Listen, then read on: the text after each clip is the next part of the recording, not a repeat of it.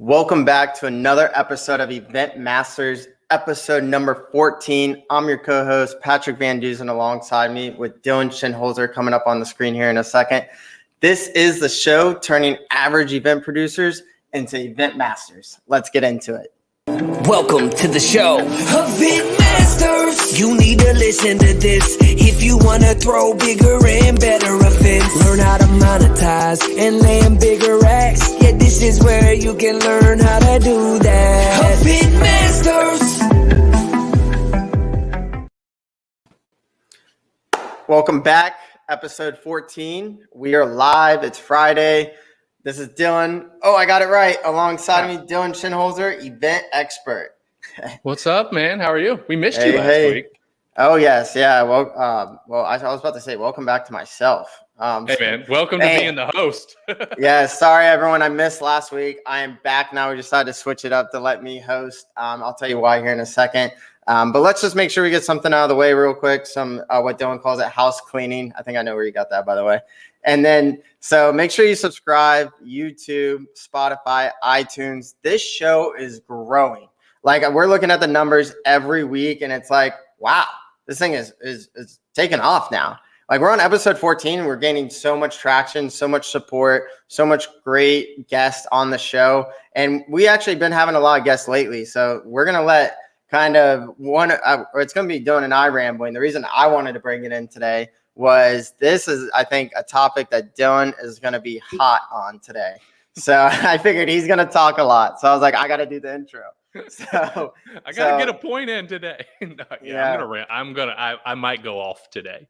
But yeah, continue. Oh, yes. Well, let's get into it. So screen fatigue. Yeah, it's a nuts. It happens. Screen fatigue is real. I get it. I mean, Patrick and I are on Zoom calls all day. And I get tired of it. But there's a narrative. Do you want me to go now? Do you have anything else to say? Because let me add in one more thing real quick. Get it out now before I go. Yeah. So here at ViewSub, we worked with, wow. I mean, dude, we're over 1,000 event organizers. I think we did about 900 events last year. We've done so many of events that we have so much data on pretty much everything. Because, I mean, we don't talk about people's stuff, but we just see what works, what doesn't work, what people tried, what people did really great at, what failed and whatnot. So it's something that we kind of have been noticing. And then also, with the whole COVID thing, unfortunately, people have been stuck in their homes. And of course, what are you going to do when you're stuck in your home? Most likely people are going to watch their screen. This is how virtual events, you guys are watching the show right now, you are staring at a screen. So that's something big that we saw with event organizers is, I'm not getting many ticket sales, or a lot of people didn't show up to my session, right? And we get it. It's people, they've watched how many virtual events, they watched how many Netflix binge watch that, they are staring at a screen. The people want to get out of their house. But that doesn't mean that virtual events and the virtual component of your hybrid event has to be that failure. There's other ways around it. Everyone just thinks, people are tired of staring at screens. No, they're not. We're going to get that into here in a second. So I just had to knock that out. I had to get that off my chest. No, and you're 100% right. So where he's coming from, right? And the reason that sparked this on my social media is a few days ago. And I got so much response and feedback around it. And I was holding it in for a little while. I was like, do I want to be calling people out and stuff? I was like, you know what? I got to say it. Someone has to. Everyone's kind of circumventing this.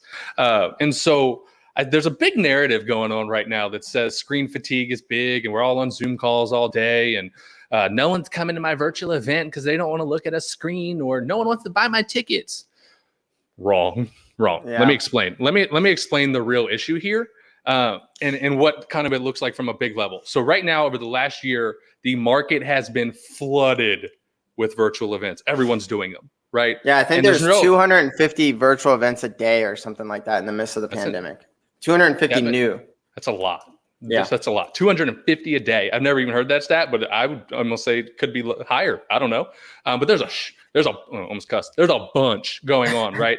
And so it started getting my head going, and I started hearing this a lot. I've seen articles on LinkedIn. Screen fatigue's real. No one's coming to virtual events. No one wants virtual. No one wants to do hybrid. I want to destroy that whole narrative, right? Because let me explain something to you. This thing right here, I spend hours a day on my phone, like 7, 8, 9, 10, right? I then in turn also still watch Netflix and all of this. So let me give you a real life example of what I mean by this, and then I'll jump into this. The other day, I didn't leave Zoom for 7 straight hours. I never left the same Zoom room. I was literally had people coming in and out one Zoom room, never left. I looked at screens like this all day. It's to the point where I looked at my girlfriend. I said, we got to go to Mexican. I need some margaritas. I'm losing my brain hurts. I start wearing blue light glasses. I don't even know where they're at, but you guys have seen me wear them. I never did that before. I look at screens all day. Okay. And after a long day, I went and got a margarita, came back home, and guess what I did? I turned on my TV. Yeah, I turned on my TV and watched 4 hours of Netflix for a show that I was watching, right? As tired as I was about the screen, I still turned one on because it was the entertainment and the value that I got from the show. It was good, as well done. And the content was entertaining. And that's what I want to, this is where I'm going to destroy this narrative, because I compared the virtual event. I've never even said this out loud. I compared the virtual event arena right now to this whole world of, I don't know if you guys have heard it, you might have, may not, but virtual events are like NFTs right now. There's a big market, it's saturated, it's new, everyone's doing it, but 98% of them are crap, okay? Because you don't know what you don't know. We're learning things. So 98% of this market is crap. And you've saturated the market and told people to come to your virtual events and then produced a crappy event. Crappy content. They were on their webcams. I get if you're on a webcam, I'm shooting this from a webcam now, but I have a green screen behind me. I have 4 lights. I try. Okay. You know what we're tired of though? You know, it's not really screen fatigue, because I don't mind. I just proved to you that I spend more than 10 hours a day on this thing. Okay. It's not screen fatigue. It's crappy content fatigue. It's crappy quality fatigue. It's crappy production value fatigue. It's crappy audio fatigue. Guys, use a mic. This thing's $60. Use a microphone. Stop using this microphone right here. Stop using the microphone on your headphones. I went and got headphones. I mean, look at this. Dylan, like 2 episodes ago, was like, "Hey, we're hearing some background noise. Got to step it up. This content's starting to go down." We made him buy a green screen. Yeah, we made him buy a green screen. He never had one before that, and I was like, "Dude, if we're gonna do it, we gotta do it right." Right? What we're tired of though, it's not the screen fatigue. It's just the overwhelming amount of organizers who don't think about the content they're producing or creating enough value for that person to buy that ticket or show up or stay, right? You want to create engage, so we'll start at the front. No one's buying my tickets because it's a virtual event. Well, that's a lie, because I think they just sold 100 and some thousand tickets to a Mark Anthony concert.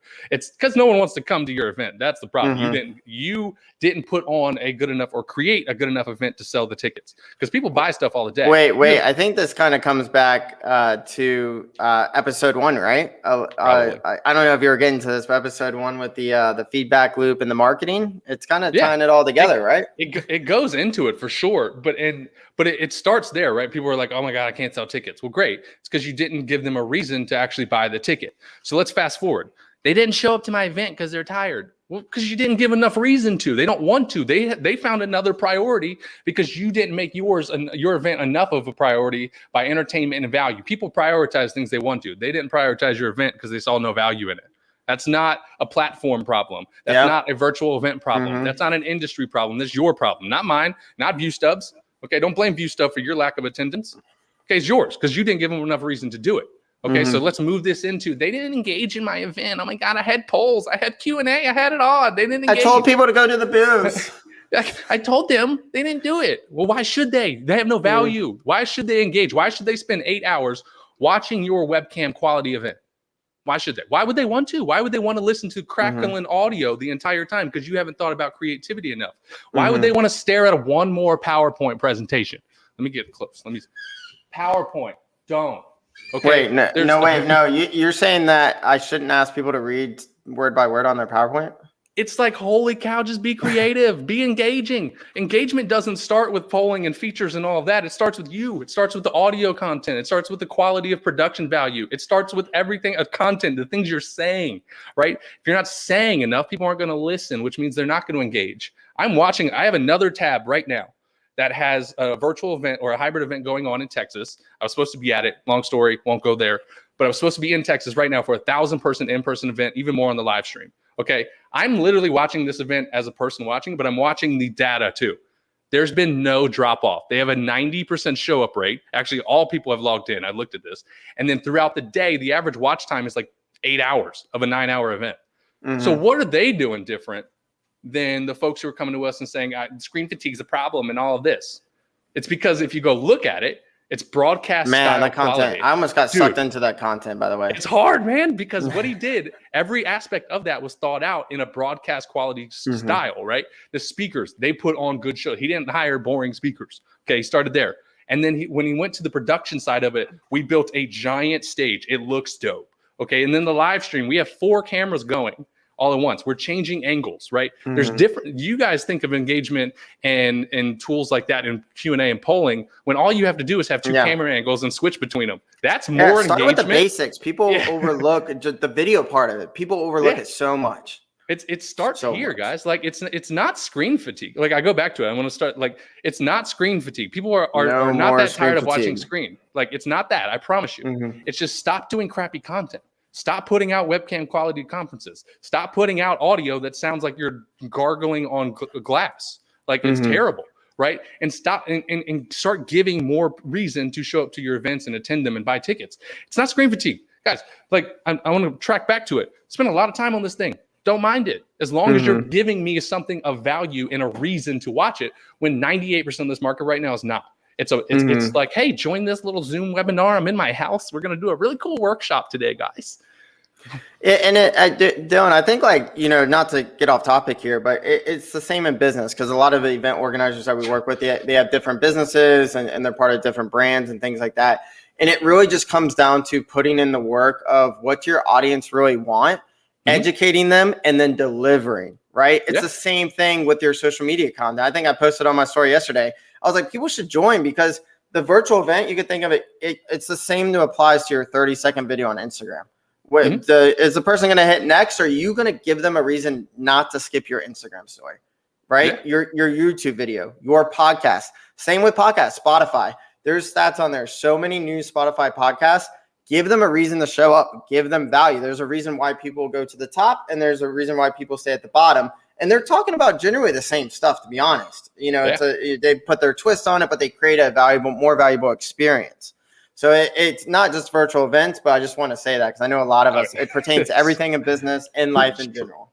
It's true. You want to build a software product that does virtual events? Build one that actually does virtual events. Well, it's not that hard. Build a good product. Same thing in events. Focus on the product.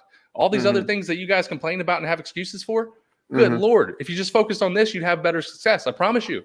I am the stupidest person in the event industry. I will say it to the day I die. But what I do is I focus on doing things simply, and I bring on good people to do it.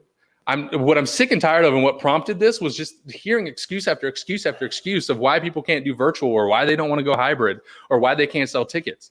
Well, it's because of you, not me. It's not my platform. It's not my ticketing website. It's not my marketing because I'm doing great. I'm doing fine. Why?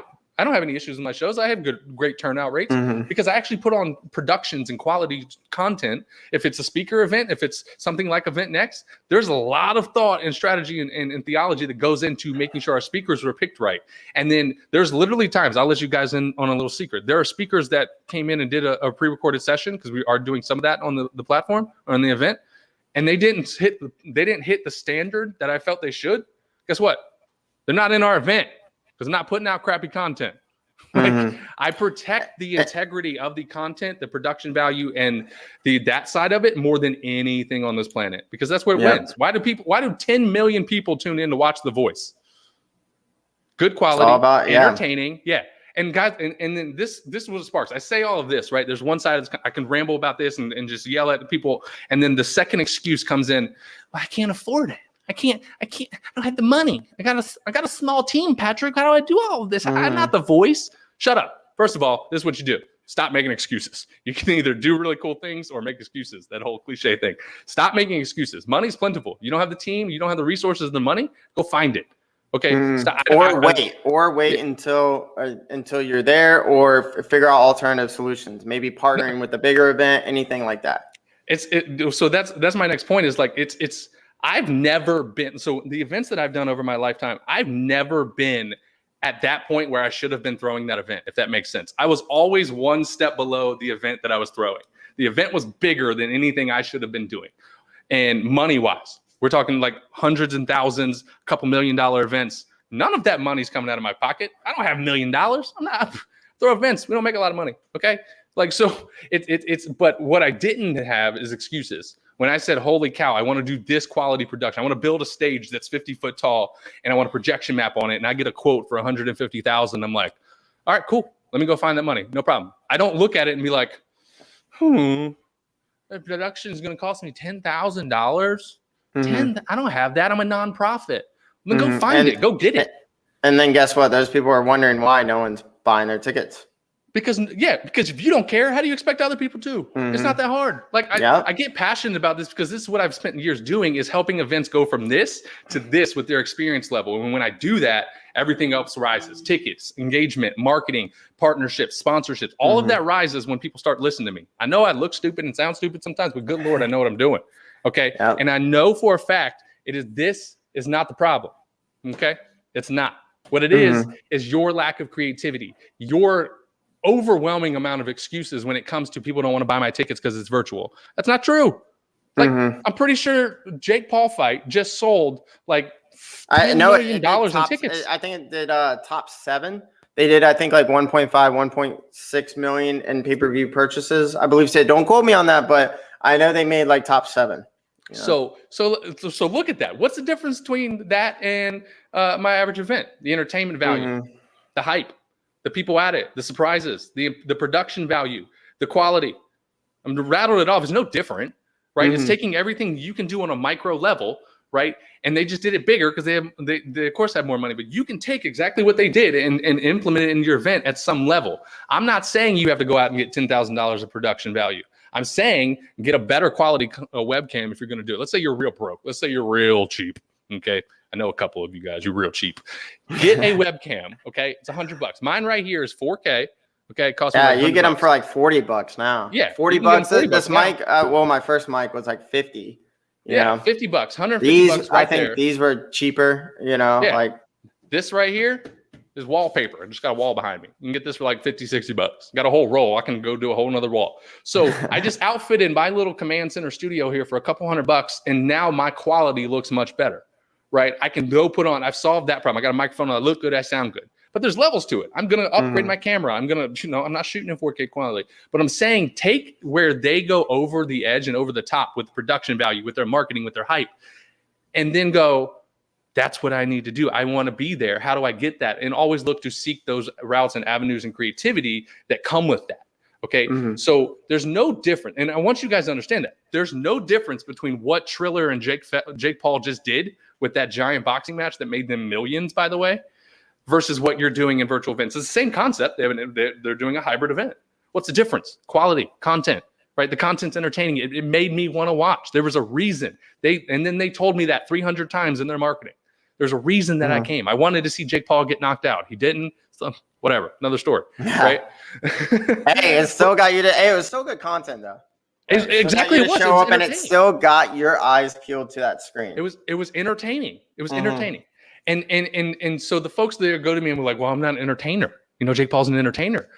Mark Anthony, who sold 100,000 tickets, he's the biggest entertainer in the world. Okay, great. Let's say you're doing conferences. Okay, let's say you're doing a business conference. I'm going to track back to this event we're doing right now in Texas. Okay, it is a business conference. It's a hardcore closer. He's a sales dude. Okay, shout out to him, my man. But what we did for 2 days, we started out the event with a concert. We opened the day up huge. We ended both the days with another concert.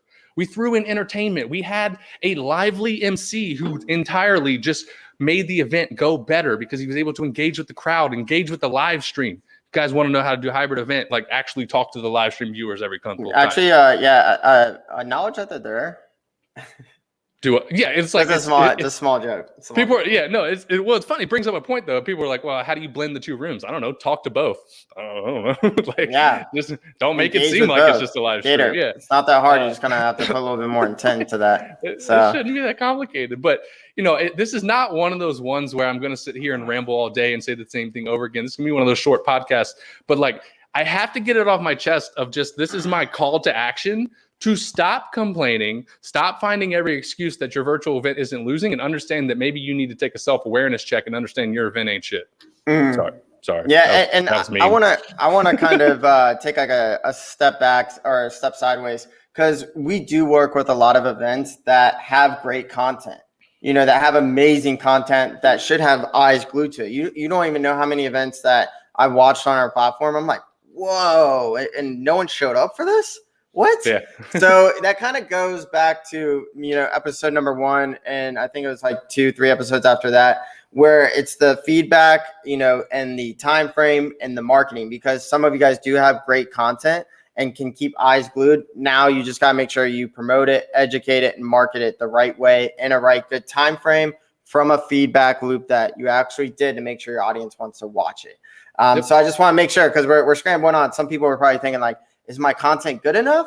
Because you kind of do have to think about that. So just think about that. And then one thing I also wanted to add was I've also seen some events where it is amazing content, like screen, performers, great speakers, things, overlays, this little thing with the background that we're doing. But yet, they have other things like Q&A or whatever it may be outside of the actual video part. But you got to make sure that you prompt people to the good content, right? If you have a really great, exhibitor section, or you have a really great breakout session, just because you have to have good content, remember, you got to treat people, it was back to the education piece episode, I believe. You got to make sure that people actually know where to go and educate them on how to access that content. Because I have seen great content go to waste. So I just wanted to throw that out there. No, it's 100%. I mean, you're 100% on point, where it's funny. People in person, let's say I'm an MC at an in-person event, I will always tell you what's coming next, where to go. Hey, you got to go to the bathroom, go here. Hey, the vendor booth, go ahead and make sure you go to the back of the room to do it. But funny enough, guys don't do that virtually. But and we'll definitely, we have a guest coming up. I don't even know if I told Patrick, but he's a professional MC and he's done a lot of virtual, and we're going to help you guys get better at that. But yeah, I mean, I'm looking at a comment from Mitch here, and it says people blame screen fatigue of a virtual event and then turn on Netflix. No, he's 100% right. He's 1,000,000% right. Okay, the same attendee you're complaining that doesn't watch your stuff, literally just binge watch all of Dexter. That was in the comment that you posted like 2 weeks ago. That was my post. That's like so true. Yeah.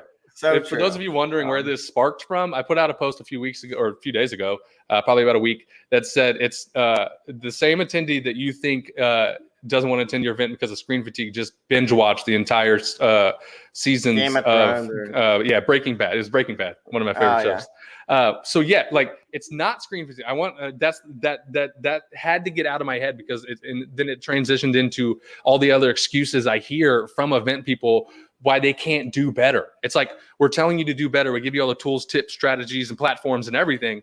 But then this is what I want. This is my public service announcement to you guys. Stop blaming everybody else if you're an event organizer, and figure out your own stuff. It's not a bad thing that big companies have more money than you. It's your fault for not having as much money as them. Okay. If they have more engagement, it's because they did better. If you have low engagement, you messed up somewhere. If no one's buying your tickets, it's because they don't want to. That's your fault, not the industry's fault or anything like that. So like I said, I just want to make a small point right there is really, we've also seen some great events come out of big budget. You talk about money and stuff. It's really just putting in the time, the dedication, the intent, caring about the content, caring about your audience. It's really just putting in that work, the right work to do it. If you have great content, it's making sure that your posts go out, that you're scheduled, instead of like, I'll just watch the show instead of make sure all my posts about my event in 2 months is going to be scheduled, right? So like you also have to think about that. And, also it comes down to production. We just went over, you don't need a lot of money. You just kind of have to put more intent, time, and thought into it, and then execute on it. Like this show, this whole podcast, I think we probably spent overall, I don't even know, we're probably less than $200 into this as far as content, maybe StreamYard. I don't know. But like, as you can see, like you don't need a lot of money to create good content. Well, I mean, we have all the tools and stuff, but we have to show up and actually put intent. It doesn't matter if one person's watching this or 50 people is watching this. If we do good content, more people are going to show up, more people are going to replay it, more people are going to comment on it. And that's how you grow. So. No, you're 100% right. And like you said, and just to recap, a lot of what we've gone over is it doesn't take, even though I'm a stickler on production value and all of this, it doesn't take a lot. And that's what I want you guys to take from this as well. It's not a lot that I'm asking you to do. I'm not saying you need the production of the voice, right? Like, I'm not saying that, but I want you to take responsibility for the individual items in your event to maximize what you can do. I know a lot of you can afford, right? You business coaches who come like, I can afford, I got Lambos and stuff, but then you're doing your virtual events on like a $72 320p laptop. And it's like, And dude, then just they're spend a little wondering why money. they don't have the Lambo 3 months later. Yeah, invest in yourself. So understand that, and then it transitions into, it goes back to another show we had. If you're having problems with ticket sales or people coming or people engaging, it's not that the platform doesn't have features like Q&A and polling. It's because your content sucks. I promise you. It's flat out. It's what you're saying. I think is it's not good. three How things. you're saying, yeah, what you're saying, how you're saying it, and when you're saying it is all wrong. You have to focus on that, right? Be more intentional, like Patrick said, right? And I'll leave it before I ramble anymore. It's I want to say it, and we're going to clip it out. It's not screen fatigue. It's crappy content fatigue. Get it? Overall theme of today. Patrick, what you got? Let's wrap this. Well, yeah, bad boy up. let's wrap it up. I want to put it into like a little tactical list right now. So, Yeah, I mean, of course, it's great content, but you should put it into like, I'm going to build a list right here. So it all starts with the feedback loop. What does your audience want? Because then you could shape your content around it. Your audience may not want this type of speaker there. Your audience may not want some kind of performer. Steady. Good. There we go. Yeah, it's first on the feedback loop, and then making sure that you have the correct time frame to be able to educate people and promote your event and how great the content's going to be. Because it goes back to having great content, but no one shows up. It's because you haven't gave yourself enough of the content that people actually want, the time frame to show people that you have the great content, and just the overall promotion to get people to either attend or buy tickets to come. And then it goes into the last part is actually creating the experience and educating on people on how to access different parts of the experience and when and where to click if it's virtual, or what room to go into, or make sure they sit right there to feel the fire on the stage. You know, you have to educate people on how to experience the great content or whatever it is that you're performing or speaking about. Yeah, and then I'll just leave it with, engagement, like you said, the being able to tell them where to go and stuff, but like just understand that engagement and people showing up and people wanting to go starts at conception, and the intentionality you put behind the simple things like what you're saying, the words that come out of your mouth or your speakers, how it looks, okay, quality content. You don't need a $10,000 camera. You just need a couple bucks here. And then audio. Those three things right there, I'm telling you guys, are the three most important engagement factors on this planet. Okay, because I'm telling you, The Voice and American Idol that have 10, 15, 20 million viewers don't have Q&A. Never have. Yeah. They don't have a live chat. They don't have live chats. How do they create engagement? I'm sitting over here rambling with my girlfriend when we watch The Voice. We're engaging with each other. It creates the voice itself, and shows like that and events like that, right? I'm looking at Stuman's MDM event. It's prompting those things, and the quality content is keeping me engaged. And camera switching, guys, little things. It doesn't have to be hard. It costs you nothing to scene switch.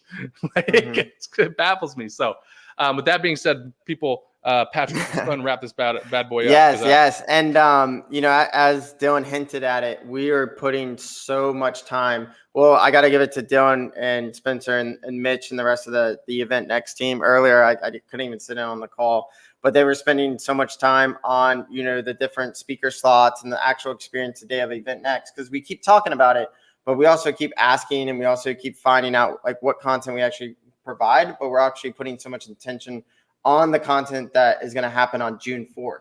So if you guys want to see a little bit more about this, June 4th, eventnext.live. I think, Dylan, we need to give away a VIP ticket. Let's run it right now. A VIP ticket. Let's do a small competition. We'll run it for 2 weeks. I want to make sure that someone gets a really great experience, because we should have done a whole session on this. This has already become one of my favorite episodes. I even said it when it started. I was like, it's live. So let's do it. Let's do it. If you share out this Facebook post or a YouTube link, or you somehow share it out to at least 3 friends, screenshot it to one of our pages. Mitch or Kelsey will check the page and do it, and then we'll put you in a drawing. I would say May 14th. We'll see this episode alone, and we'll give away a free VIP ticket. So just go ahead and share it. If you're watching this on Facebook, just share the Facebook video. If you share the YouTube, let us know that you did it. But yeah, 100%. We'll give you away a VIP ticket, and maybe we'll give away more than one. We don't know. We'll let you know. So cool. Cool. I loved it. This Man, I episode love it. Dude, I had to get that off my chest. I'm going to take this video and go share it with like 500 organizers now. I think it really ties into like our feedback episode and then our overall just marketing and education of what's going on at your event. I think it's like the third missing link, to be honest. Yeah. And it goes into your when, how, why that you say. I just put it in different terms. So it's the same thing, guys. So yeah, my why plus who equals the what, when, and where.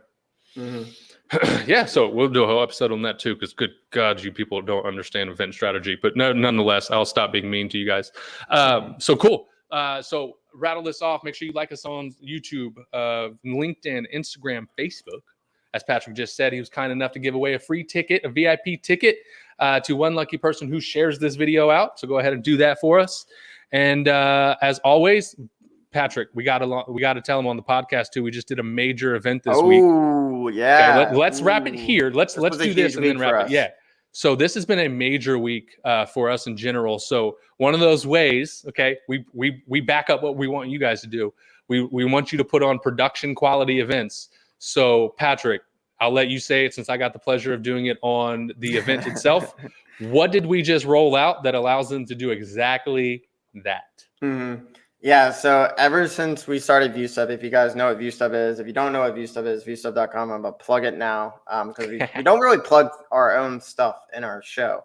But really, you know, one of the biggest things, and actually, yeah, like you said, rolls into great content and fixing screen routine, is we launched the ViewStub Studio. And what does that mean? Allowing a production studio to be directly inside of ViewStub. You don't need OBS. You don't need to figure out overlays or StreamYard or Zoom, even though they're all great companies. We love people that all those companies, but we noticed that we just need one less tab, one less subscription, one less headache. You don't need to be connecting RTMPs. You just open up your event, go live, and you boom, you're in the studio. And to kind of wrap it up into the value of the content, all goes to camera switching, overlays, different formatting of, you know, if you bring a third person on screen, being able to different format, being able to have banners drop at certain times, little stuff like that, like we just said, will bring people, you know, instead of just looking at me with nothing changing on the screen, right? Like we are now. Yeah. So yeah, it's funny. We have no banner. Yeah, no banner. What's Dude, up we gotta but, no. What we're gonna do next, Patrick, is once we upgrade, me and you are both gonna have multi-camera setups going on. We're gonna make this legit. It goes back to there's levels to it, guys. There's levels to this, right? So yeah, we're not sitting here in a studio with $50,000 of production to show. We just do the best we can for what we have, and always looking to get better. So. The ViewStub Studio, dude, it's huge, guys. Like, holy cow, stupid people like me can press buttons and do it. Yep. Yeah, and it works. Some of the biggest production companies are coming on board to use it, and also even the smaller guys. We are trying to partner with you to create better content. It is so easy. Reach out to someone on the team to be able to get a demo. I think we do our public beta. We're in public beta right now. You could sign up. I believe, Dylan, if you could drop the link, if the webinar is still live, drop the little blog. We'll drop an article in the comments of the studio, but we really want to help you create better content, better experiences, and overall be more successful doing your events. Tis right. So that being said, this was another episode of Event Masters. What do you guys think? Let us know. I see a bunch of you on there not commenting because I don't see the comments going. So drop it. And then, yeah, we will see you guys on the next episode. Patrick, any last words? Nah, I love this episode. Dig it. So we'll just cut it off there. Top two. Probably top three. It goes with the other three I mentioned.